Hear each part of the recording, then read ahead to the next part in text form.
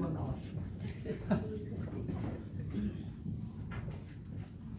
우리 샬롬 찬양단 찬양 은혜로 왔습니다. 감사드립니다.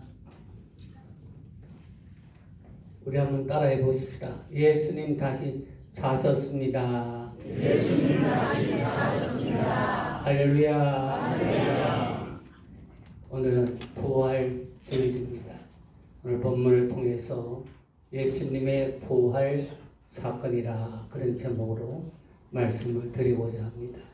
첫째, 예수님의 부활 사건은 슬픔에서 기쁨으로 바꾸어 주신 사건이다. 그렇게 생각합니다. 마가복음 16장 10절 말씀 보면 마리아가 가서 예수와 함께 하던 사람들이 슬퍼하며 울고 있는 중에 이 일을 알리매 예수님의 죽음은 그를 사랑하던 모든 사람에게 슬픔을 주었습니다. 그래서 그들이 울고 있었습니다. 사람들이 언제 슬퍼합니까? 부모님이 세상을 떠났을 때에 지금은 별로 우는 것을 못 봅니다만 저는 저희 아버님이 세상을 떠났을 때 많이 울었습니다. 저희 동생들도 많이 울었습니다. 그러나 그렇게 많이 우는 것을 보지 못하는 시대가 되었습니다. 부부간에도 사별했을 때 아내 쪽에서 많이 우는 것을 보았습니다. 지금은 별로 우는 것을 못 봅니다. 자식이 먼저 갔을 때 우는 어머니들을 많이 봅니다. 지금은 이상한 일들이 사회에 충격을 주고 있습니다. 사랑하는 사람이 갑자기 불의의 사고로 갔을 때 우는 것을 볼 수 있습니다. 한국 사람은 기뻐도 울고 슬퍼도 울고 눈물이 많은 민족입니다. 말세가 되면 마태복음 11장 16절 보니까 피리를 불어도 춤추지 않고 슬피 울어도 가슴을 치지 않는다고 말씀하고 있습니다. 예수님의 죽음은 그때 당시에는 한없는 슬픈 사건이요 눈물을 흘릴 수밖에 없는 엄청난 사건이었습니다. 그런데 예수님이 사망 권세를 이기시고 다시 살아났으니 슬픔이 기쁨으로 바꾸어지게 되었습니다. 기독교는 기쁨의 종교입니다. 그래서 사도 바울은 데살로니가전서 5장 16절에 항상 기뻐하라고 말씀하고 있습니다. 사망에서 생명으로 옮겨졌으니 기쁜 일이요 구원받은 것만도 감사한데 귀한 사명까지 우리들에게 주었으니 더욱 기뻐할 일입니다. 제가 목회할 때에 등록 교인이 있었어요. 근데 이름을 보니까 이름이 참 이상한 이름이 섭섭이라는 이름이에요. 한섭섭. 저 안양서 목회할 때인데.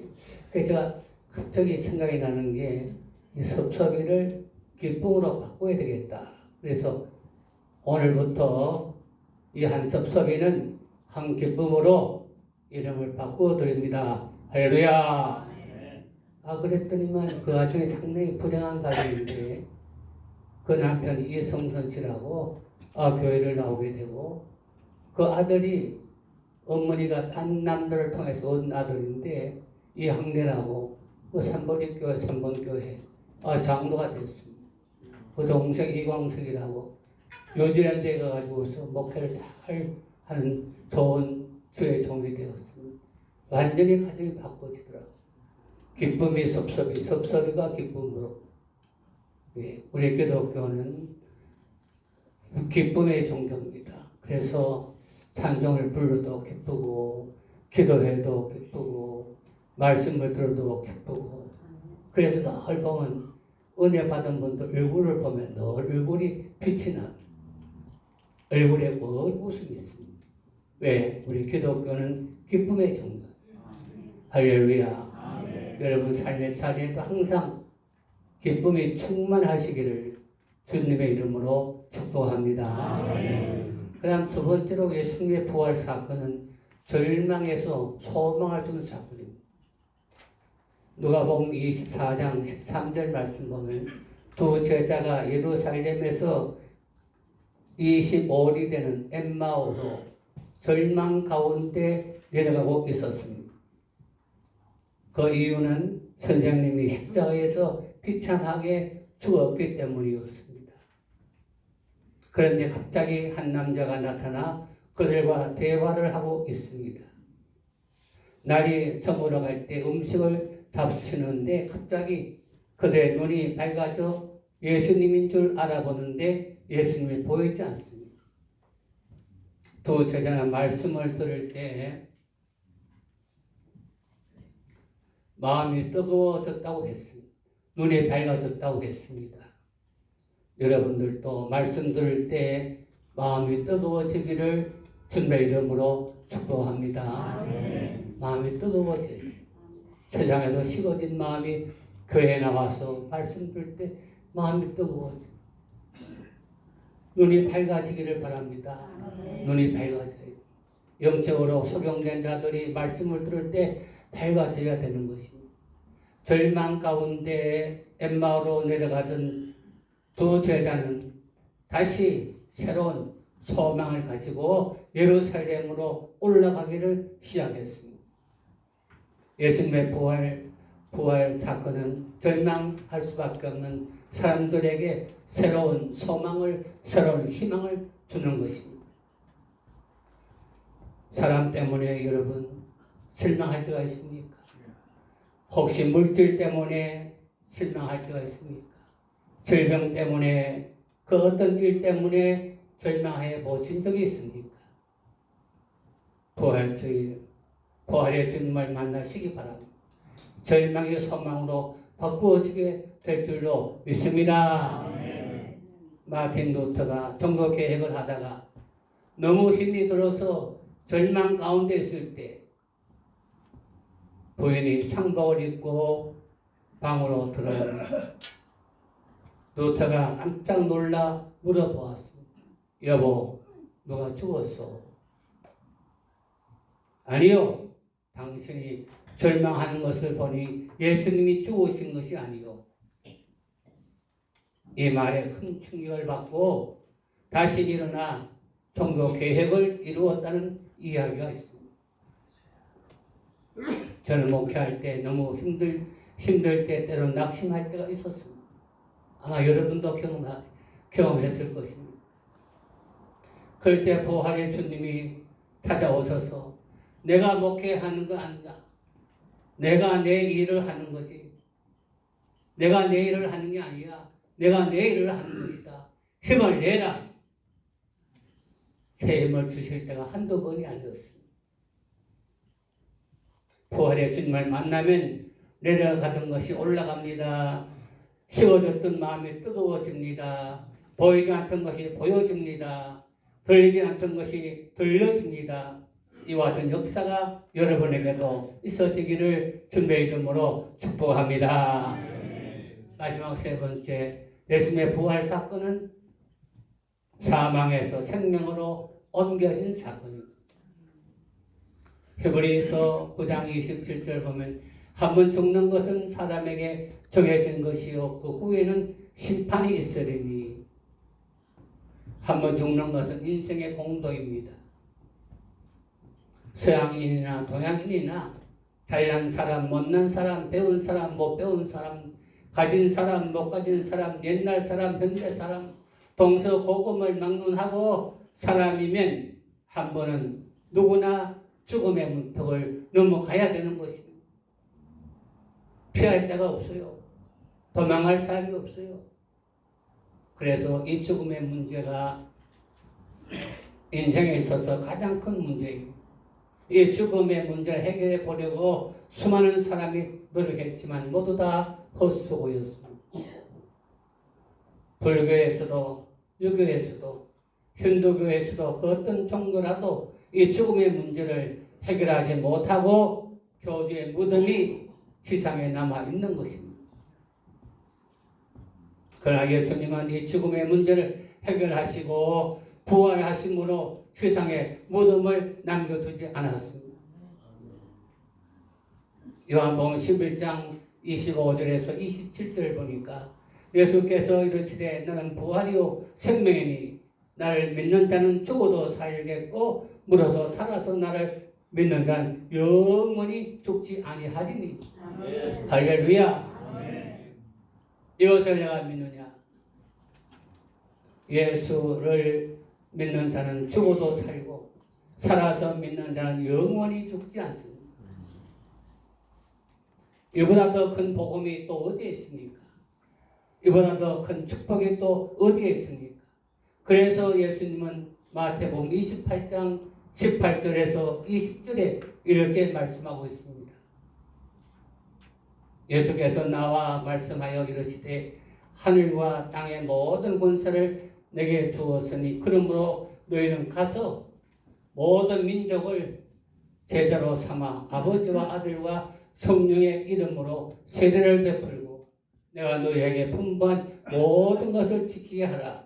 벌지어다 내가 세상 끝날까지 너희와 항상 함께 있으리라. 그러면 우리는 이 복음을 알지 못하고 듣지 못한 자들에게 열심히 전할 사명이 있습니다. 그래서 교회는 전도와 선교의 사명을 잃지 말아야 하는 것입니다. 이 사명을 잘 감당할 때 주님이 항상 함께 하시는 것입니다. 바울은 이 사명을 위해서 사도행전 20장 23절에 이렇게 말씀하고 있습니다. 오직 성령이 각성해서 내게 증언하여 결박과 환난이 나를 기다린다 하나 내가 달려갈 길과 주 예수께 받은 사명 곧 하나님의 은혜의 복음을 증언한 일을 마치려 하면은 나의 생명조차 귀한 것으로 여기지 아니한다고 말씀했습니다.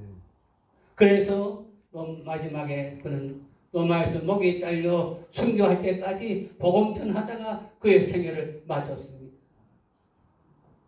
우리도 이 사명을 감당해야 되겠습니다. 저는 이 말씀을 묵상하면서 우리가 개인 전도하시면 어렵잖아요. 우리 목사님 한 분은 열심히 개인 전도하시는 목사님 계시는데 참 존경스럽습니다. 저는 개인 전도를 나가서 못합니다. 그러나 우리 목사님 사모님들은 내가 나가서 개인 전도 뭐 길거리에서나 역전에서나 하지 못할지라도 우리가 해야 될 일이 있습니다. 그게 뭐냐? 선교 헌금을 해야 됩니다. 저는 극동방송국 전파 선교사로 오래전부터 제가 봉사하고 있습니다. 또한 월드 비전을 통해서 해외 선교도 우리가 할 수 있습니다. 또한 길거리에 선교라고 저 대전역 동쪽에 노숙자들 위해서 매주일마다 100여 명이 모여서 예배에 드리는데 거기도 선교할 수 있습니다. 그 외에도 뭐 선교할 데가 많이 있잖아요. 저는 우리 건목교회가 선교 헌금 봉투가 없어요. 앞으로는 선교 헌금 봉투를 만들어서 도가지고서 누구든지 자유롭게 내 생활비에서 조금씩 절약해서 선교비를 내서 그 선교비를 모아가지고 뭐 한 달에 한 번이든지 두 달에 한 번이든지 해외 선교를 한다든지 농어촌 미자교회를 위해서 선교한다든지 또한 개인적으로 열심히 선교하는 분을 도와준다든지 그런 사명을 우리 원목교회가 해야 되지 않겠는가. 내가 개인이 길거리에 나가서 전도하지 못할지라도 우리가 생활비를 절약해서라도 선교비를 모아가지고 이에 선교하는 일에 간접적으로 우리가 해야 되지 않겠는가. 그런 생각을 해보게 되는 것입니다. 오늘 부활주일입니다. 주님께서 사망문제 이기시고 승리하신 부활주일.